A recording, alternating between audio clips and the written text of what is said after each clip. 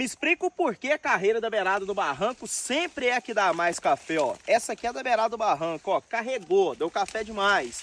E olha só o barranco, ó. Olha lá. Eu armei o pano embaixo aqui pro café não entornar. O vento já tirou o pano, já mandei lá embaixo.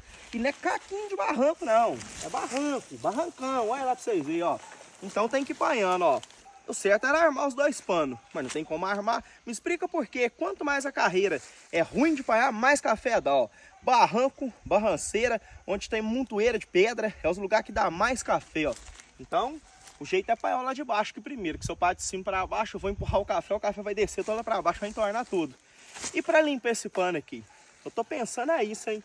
Eu acho que eu vou pôr o pano ali, vou amarrar lá embaixo e vou entornar o café com folha e tudo. Aí depois eu limpo o pano com soprador. Vamos panhar ele de leve aqui então, ó.